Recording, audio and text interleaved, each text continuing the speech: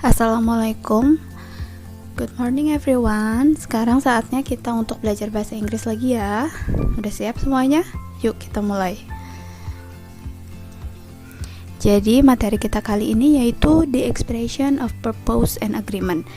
The expression of purpose itu adalah ekspresi bagaimana ketika kita menyampaikan sebuah tujuan. Ketika kita ingin menyampaikan apa sih tujuan dari yang kita maksud.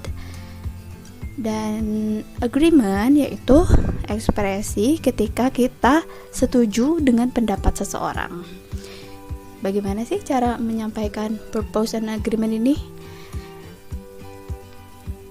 Kita mulai dengan the expression of purpose. Jadi untuk menyampaikan suatu tujuan ada beberapa cara. Di sini ada 5 cara. Yang pertama, kita bisa menggunakan kata so that atau in order that, yang kemudian ditambah dengan subjek dan modal. Contohnya, I've bought a dictionary so that I can learn more. Saya membeli sebuah kamus supaya jadi saya bisa belajar lebih. Subjeknya di sini I. Kemudian ada modalnya can. Masih ingat kan semuanya? Modal itu apa aja?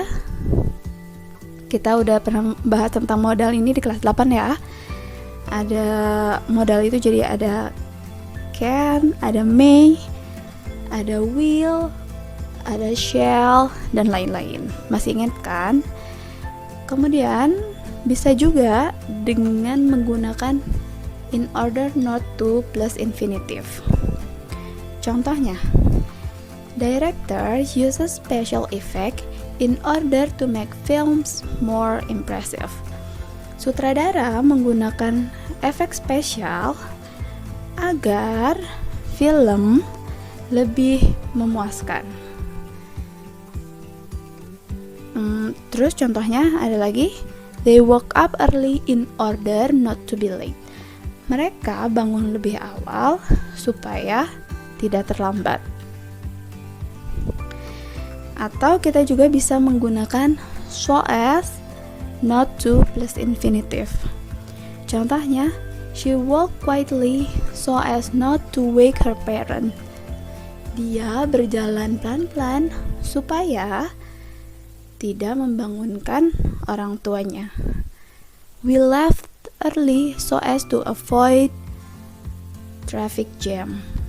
Kita berangkat awal supaya menghindari kemacetan. Kemudian untuk menyampaikan suatu tujuan kita juga bisa menggunakan be going to plus infinitive. Contohnya, I am going to buy a new bicycle. Artinya, saya akan membeli sebuah sepeda baru. Kenapa pakai am di sini? Karena subjeknya adalah I. Tapi kalau seperti contoh yang nomor 2, my mother is going to cook a special menu. Kenapa pakai is? Karena subjeknya adalah my mother.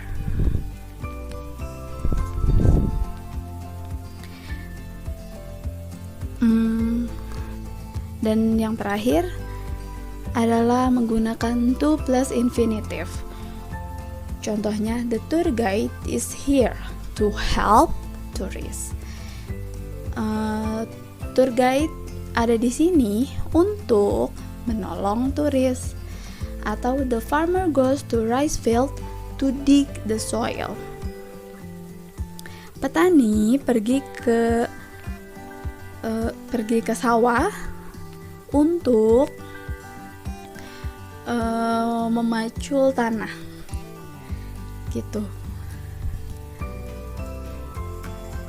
Nah, kemudian kita akan belajar tentang bagaimana mengekspresikan bagaimana cara kita mengekspresikan kalau kita setuju dengan pendapat seseorang. Jadi selain setuju dengan seseorang, kita juga bisa tidak setuju dengan seseorang. Kita akan belajar dua hal ini. Bagaimana kita setuju dengan seseorang, agreeing with someone, and disagreeing with someone, tidak setuju dengan seseorang. Yang pertama, agreeing with someone. Kita bisa menggunakan kalimat sebelum kita menyampaikan bahwa kita tidak setuju dengan seseorang, kita bisa menggunakan kalimat I agree completely. Saya setuju sepenuhnya, atau I think so. Saya kira begitu. Bisa juga that's quite true. Itu sepertinya benar. Atau exactly, tepat sekali. In my opinion, you are right. Dalam pandangan saya, kamu betul. Deal, setuju. Sure, tentu. You are right. Kamu betul. Atau cukup dengan bilang okay, artinya baiklah. Sekarang bagaimana sih caranya ketika kita tidak setuju dengan seseorang? Kita bisa bilang I am sorry but I have to disagree. Saya minta maaf tapi saya harus tidak setuju. No, that was wrong. Tidak, itu salah. I am not sure I can agree with you. Saya tidak yakin saya bisa setuju dengan kamu. I don't think so. Saya rasa tidak begitu.